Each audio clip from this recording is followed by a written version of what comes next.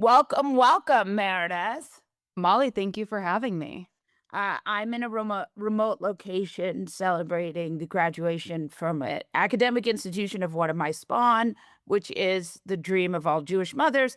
So I apologize for any, turbulence with Look, I'm the envious. internet. I have a 5-year-old. In 13 years, I don't even know that college will exist for him. So That's I think you should. right. I think you should celebrate this from your joy bunker, and then we Yes, can gossip about that's right. politics, and then you can go on to celebrate. That's right. But let us talk first about yesterday was just a day of lows for our friends in the Congress, which included Mike Johnson and John Thune, both just I think of this moment in Congress as John Thune completely showing that even he, who has done this for a long time, cannot control his caucus anymore. Yeah, Discuss. it was funny yesterday. I was texting with one of my former colleagues who's now a Senate reporter for Bloomberg, and he was like, I'm so busy today. It's so rare for the House and Senate to implode at the same time. And I said, well, it's hard. It's rare for them to be both working at the same time. So let's set And that foundation. and the good news is they're not anymore because the Yeah. implosion meant they went home. So Yeah, let's it talk. was a holiday. They got to They do their they holiday were break like right. early. Yeah. There were a couple of fronts happening. Yeah, One, yeah, let's break it down. But I think Donald Trump really he finally put them in a place where they could not defend his ideas anymore. And I think in my mind, it was the $1778 billion slush fund for people who've done crimes against the United States government. 1776 because the criminals are patriotic, That's Molly. right. So 1776. let's talk about the two sort of simultaneous battles that were happening in Congress yesterday, because I think they're really emblematic of where everything has fallen apart and also where these vulnerabilities for Republicans lie. So on the Senate side, you had the Senate that was considering the budget, and the two biggest points of contention were the 1776 fund, which is this slush fund to try to pay out criminals who were prosecuted rightfully for their behavior and their criminal action on January 6, 2021. And then on the House side, you had a vote that fell apart on the war powers resolution for the war in Iran.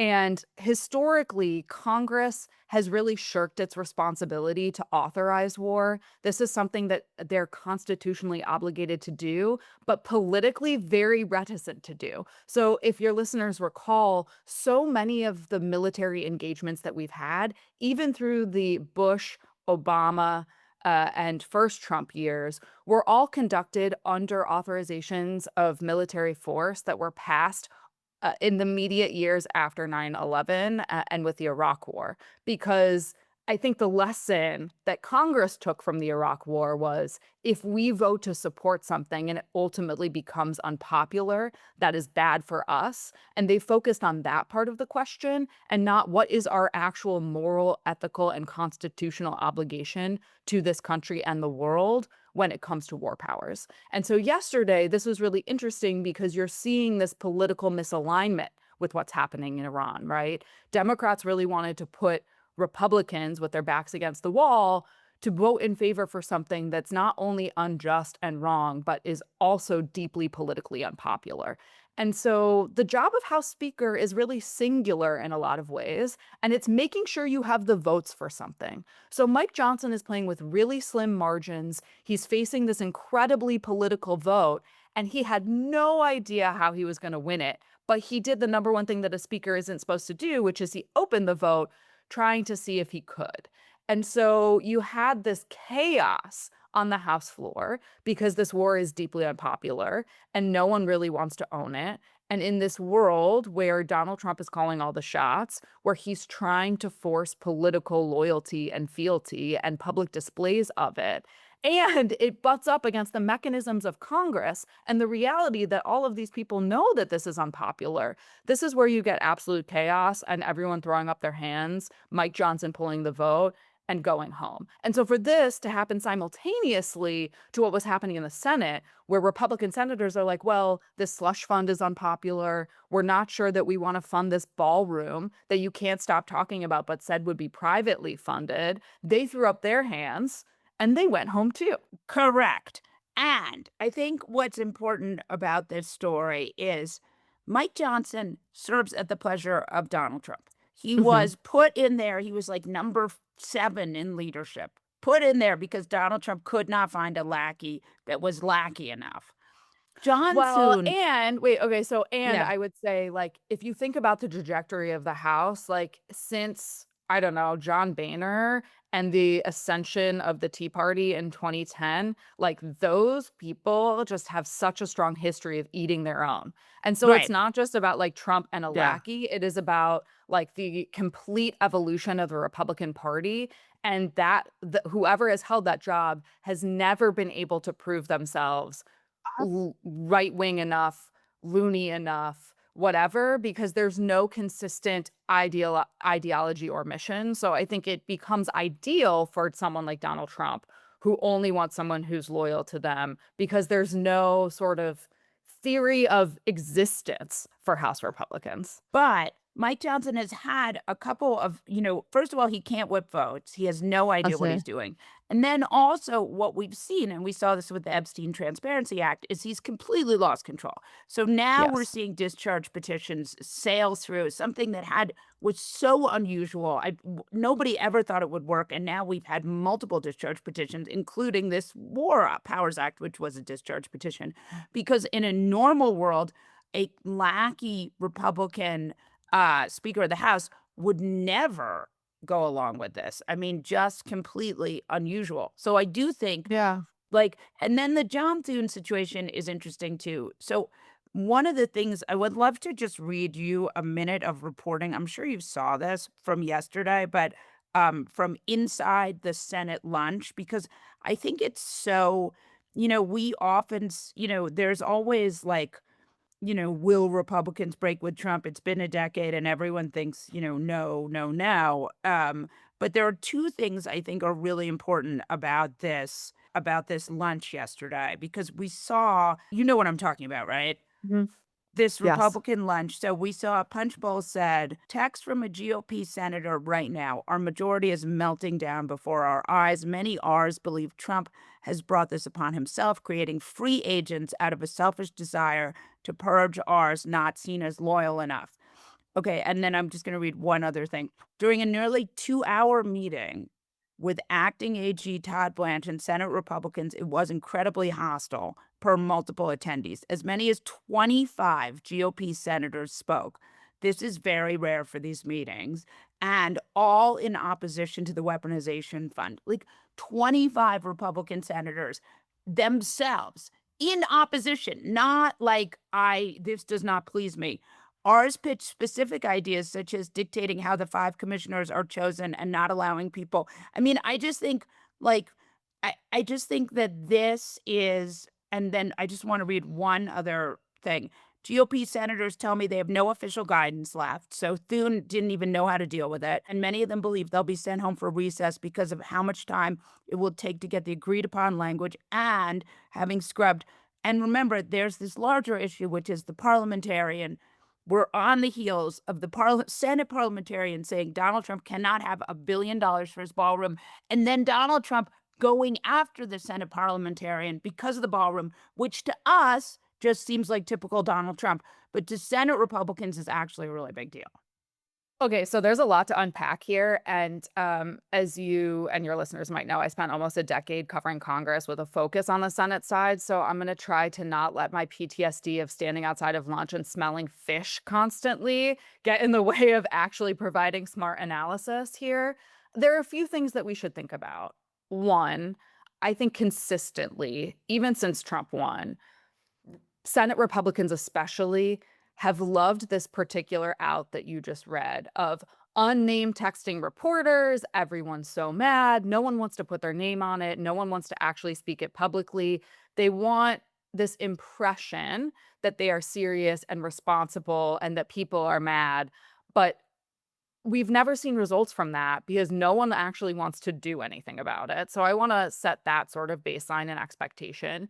Two, one of the things that went unmentioned here, but I think probably drove a lot of the drama this week, was the idea that Trump and his political operation really dragged their feet in making a decision in the Texas Senate Republican primary, and then ultimately this week opted against endorsing John Cornyn, Who's and the instead incumbent? who's the incumbent, and instead had endorsed Paxson. So I think that there's a lot of And latent anger there. I just wanna add one thing, I think that's definitely right, and we saw these senators come out of the meeting furious, but the other thing is that the NRCC and Republicans have spent billions of dollars on Cornyn, or not billions, Yeah. but million ten I think at least, I think $7 million, I mean, some crazy number. Well, and Cornyn's trajectory is so interesting. I'm old enough to remember his 2008 Senate campaign where he literally didn't use the word Republican in his ad. It was just Big John because there was such a Democratic wave. And then, he was the number two Senate Republican for a while, the whip who was responsible for counting votes. And then he stepped back from that position. I think because there was a lot of political triangulation with the right wing, fear of being primaried from the right and trying to figure out how to position himself in a way where he could secure that Trump endorsement or at least not lose favor with party Republicans. But again, I think this speaks to the exact same dynamic you were seeing in the House, which is that nothing is ever enough. There's no coherent strategy, there is no end, there is just a constant process of trying to primary from the right, of trying to create some sort of ideological purity with no consistent ideology.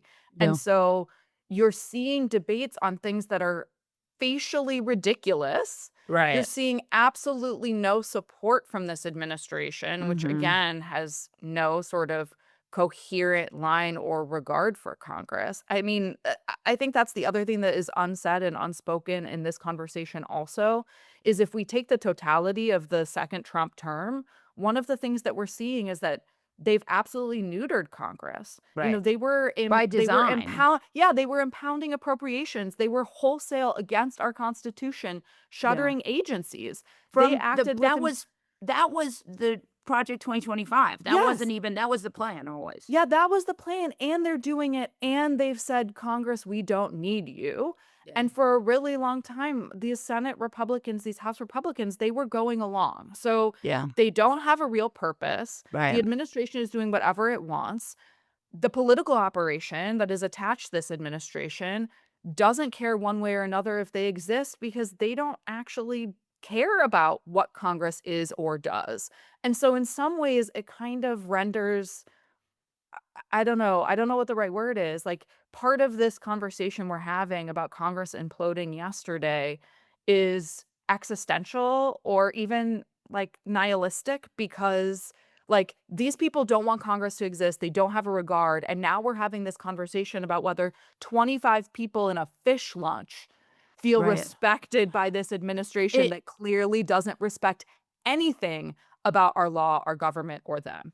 Except I would add that Mhm. this is see, I mean, maybe I'm overly optimistic. I've gone through so many, sort of like moments where I've tried to figure out like when I've gotten things wrong. It's tended to Mhm. be that I've been overly optimistic, but my sense is here that gas is $5 a gallon.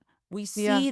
We're seeing people get braver. Now, they're not getting braver because they're brave. They're getting braver because they see the writing on the wall. And all members of Congress really there's a guy who's very smart but problematic for any number of reasons. But he says this thing that is members of Congress care about really one thing, which is getting reelected.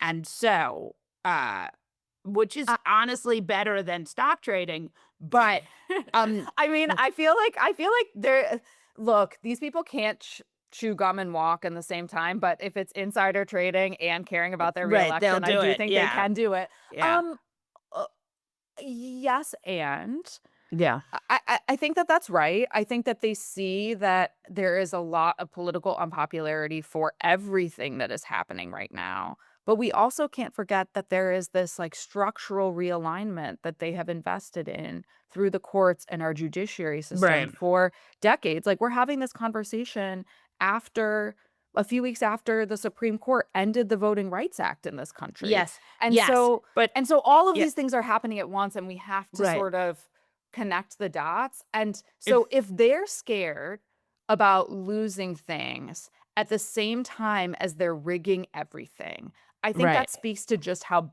bad they are doing. And for sure. honestly, I think this connects to where we want to take this conversation, giving listeners a little preview because we got to chat Right. before we started Yeah. recording, which is what do Democrats do in that vacuum? So Right. they are warring, they are panicked, they are failing by every objective measure. They are scared, and we are in May right now. November is gonna be here before we know it, not like I wanna wish summer away. Yeah. And what does that look like? What are the arguments that Democrats are making knowing that everyone is unhappy? And what are the things that they are promising to do knowing what we have all lived through for the past 18 or so months?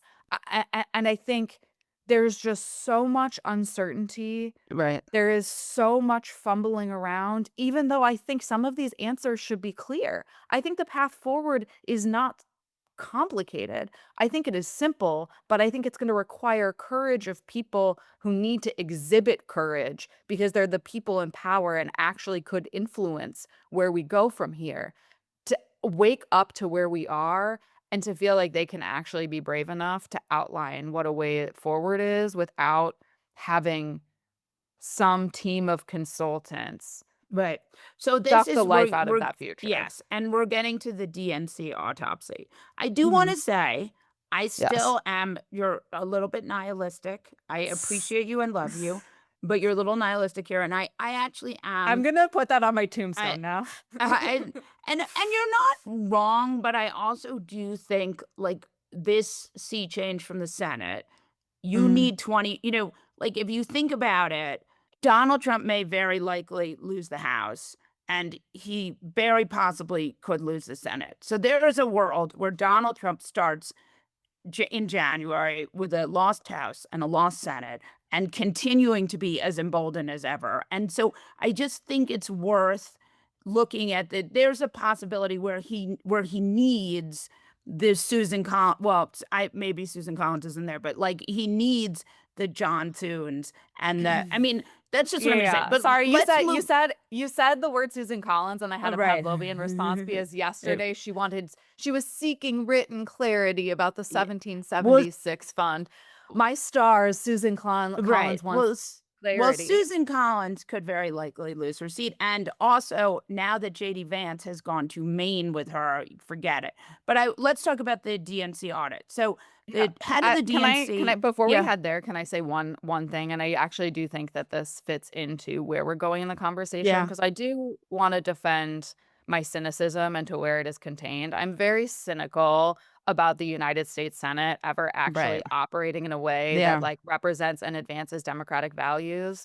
But I don't want people to think that that is an argument against voting or organizing. I yes, think for one sure. of the joys of living outside of DC and being in Chicago for the past year and a half or so is to see how people don't want what's happening right now, Right, and they're so inspired to stand up for their neighbors, to fight for our rights. The people are okay, and that's what I see yeah, on a regular basis, and yeah. that's what I'm inspired by. No, the But we just elites have to build suck. we The just have elites to suck. build something new, and Yeah. I don't know what that looks like yet, and I don't think it's gonna be led by the United States Senate. Anyway. And I don't think it's going to be led by Ken Martin. So Ken Martin, Oh, nice no. guy, terrible DNC chair. He has a audit. He asked a friend. Let's just set this up for a minute. Isaac DeVore, Isaac, whatever his name is from CNN, did a really good job. Got a lot of information here. Got the famous autopsy that Ken Martin did just absolutely the worst job with. So he had a friend do an audit. Then he decided, so first of all, he had a friend do it. Number one, he didn't have like some random person he didn't know come in. So that's number one. Number two, he then gets the audit, decides not to release it. All right. So what the fuck is that? Okay. Number three, it gets leaked. And in the audit, it shows almost nothing. But We have had it gets leaked months after there have been months and months of news cycle about the audit and him not releasing the audit, which have eclipsed anything that the audit could possibly have said. Okay, where I want to start actually is just what is the DNC? And this is something I've thought about a lot since being in Washington, right? Because I spent a lot of my years as a daily political reporter in the aftermath of the Obama election. And so I think there are two things that your listeners really need to know. First and foremost was when Barack Obama was elected president and ran his campaign, he built an entire campaign infrastructure outside of the DNC because he wanted more Yeah. control of it, and it shifted the entire party dynamics of how party control in the Democratic Party works.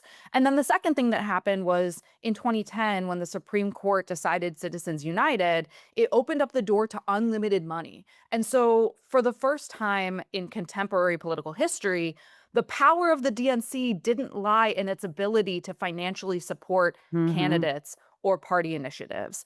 And so to me, there's always been, at least, in the past 20-ish years, sort of this existential crisis of what does a Democratic National Committee Mhm. actually do? And I think the thing that really is challenging for current DNC leadership and this moment is that I don't know that they know what they do. They don't support down ballot candidates. Like they just want to play this role that they played in 2004. But we're living in 2026 in a completely different political world with completely different considerations and with completely different needs on what it looks like to rebuild the Democratic Party. And I don't even want to go into the debates that were happening in 2004 about what the future of Democrats should look like, because Right. that's as a geriatric millennial, that is like a Yeah, it's personal point not. of privilege for me. But Yeah. to go back to where we are today, like this was such an example of political incompetence and Yeah. malpractice Yeah. because I think ultimately through this time, Democrats have been so embarrassed, not just by being beaten by Donald Trump once, but twice. And this Yeah. second time was so bad because we knew exactly what we were getting and they told us exactly what we were going to do and they still didn't know how to win. And the way they lost Yeah. was so catastrophic and they were uninterested in real accountability for that. And so, And there's so sorry, and I'm just gonna yeah. interrupt you for a second. There's some stuff just because 'cause we're short on time. There's a Yeah. lot of stuff in there that shows money was wasted and they didn't, they did fundraising for more fundraising. They didn't do the kind of stuff that they should have done. They never dealt with the "she's for they, them, and he's for you" ad, which really did end up taking a lot of oxygen.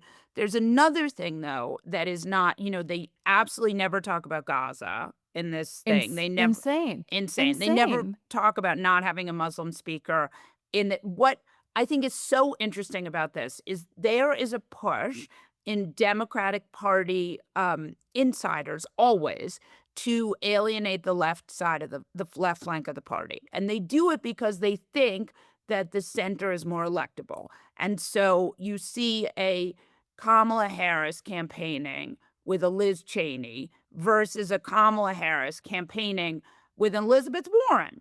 And Elizabeth Warren has many more of the values that, as a Democrat, I would like to see a president campaigning with Yeah. than Liz Cheney, who may or may not just be mad because Donald Trump axed her.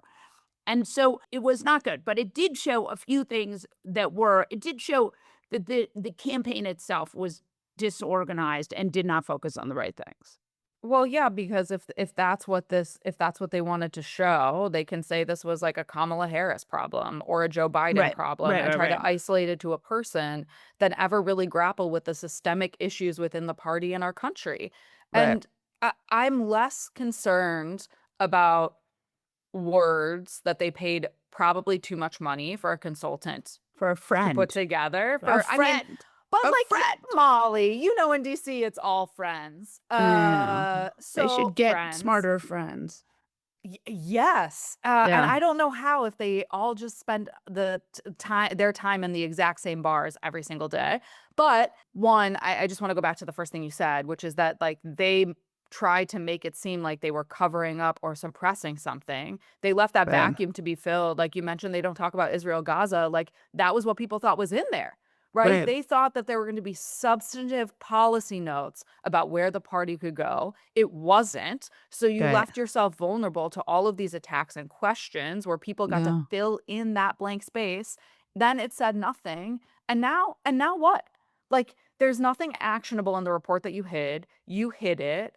You put out your weird notes app statement, and we are only a few months from a midterm. What is it that you would say your job is here?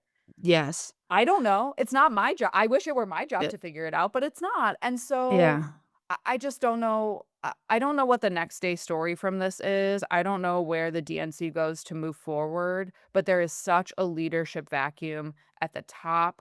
They think Yeah. that you can divorce policy from quote unquote fighting. But what I think that this document shows, the process around this document shows that a fight when you are in politics looks like policy advocacy. It looks like outlining how you might change people's lives. It looks like outlining how you will hold everyone who did the crimes and the malpractice in this administration accountable, because your lack of accountability that you refuse to enforce on them in the I don't know, attempts to do a unity or whatever it is that you wanted to do in the Right. Biden years left us vulnerable to being here. And so Yeah. if Democrats are able to take back power, if they have a plan for it, there has to be a plan to keep us from being brought back to this place. And that wasn't a thing that was in this document. It's not a thing that's in the conversation now. But at the end of the day, there is no country without that conversation. And Democrats, regardless of their current incompetence, regardless of whatever this debate is they want to have about if it's center or left, like they're the only ones who care enough about having a country, I would say, to actually put forward a vision to get us there. And so there needs to be pressure on those points, because if we don't put pressure on those points, we're not going to live in the country that is democratic and free and welcoming in the way that I think we deserve. Meredith, I hope you'll come back. Obviously, enjoy this weekend. Oh, Thank you for yes. having me.